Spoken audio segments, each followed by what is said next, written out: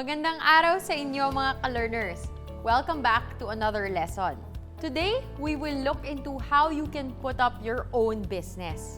Sa buhay natin ngayon, madaming taong hirap kumita ng pera.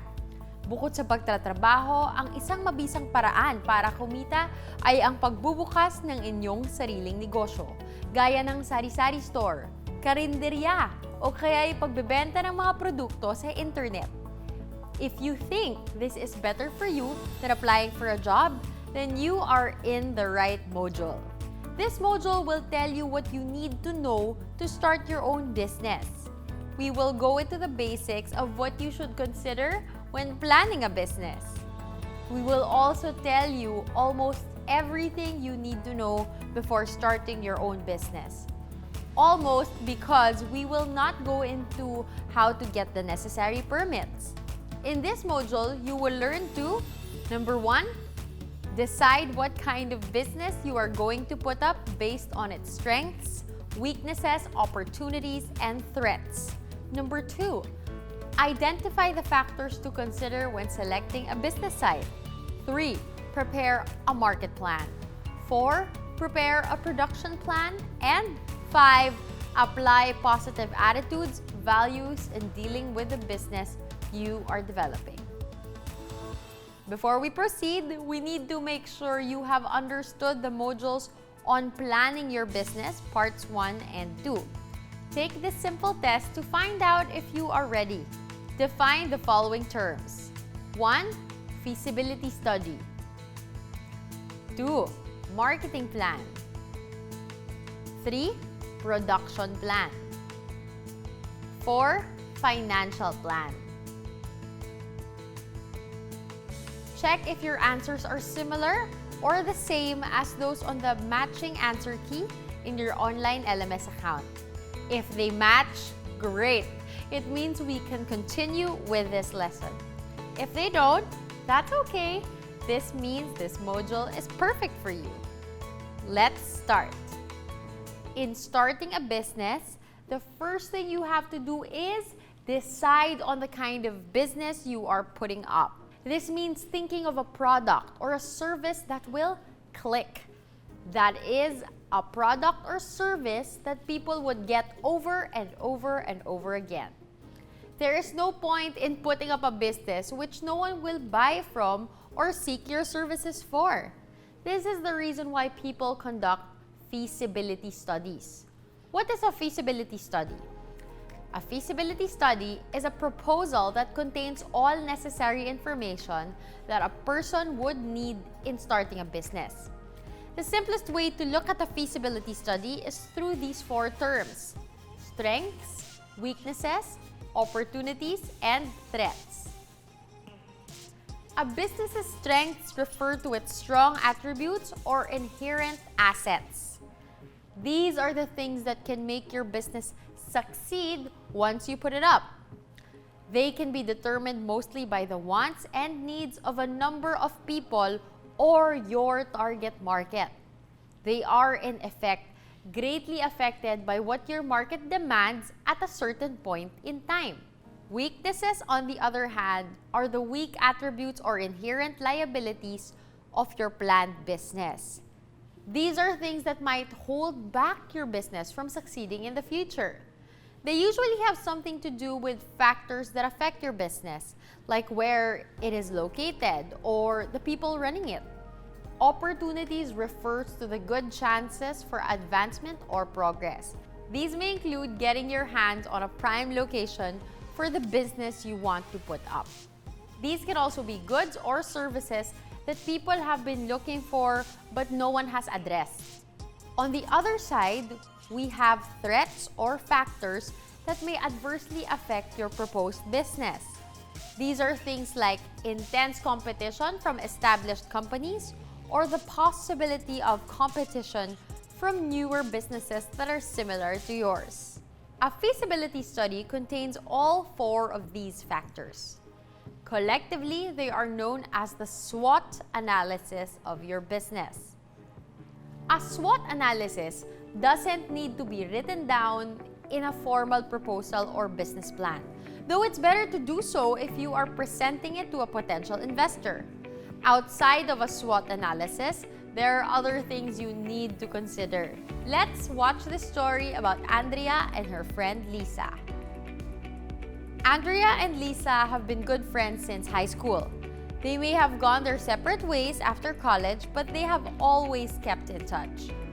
One day, Andrea approaches Lisa and talks about her plans to put up a business.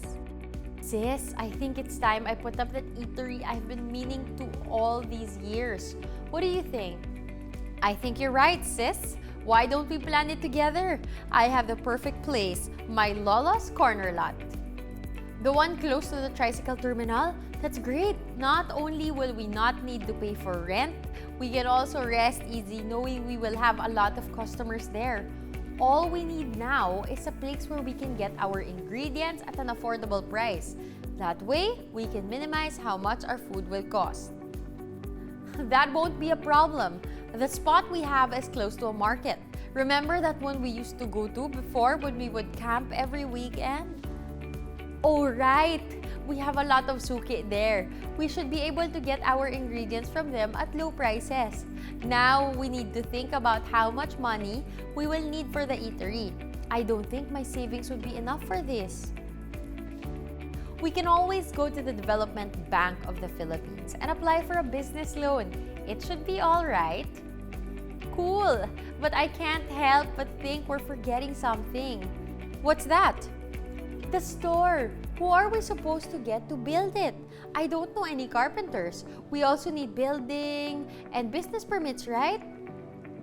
Don't worry about that. We'll figure this out together, sis. You just wait. We'll both be in business soon. I hope so.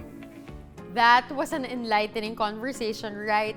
Andrea and Lisa dove right into the factors that you should consider outside of the strengths, weaknesses, opportunities, and threats to your business.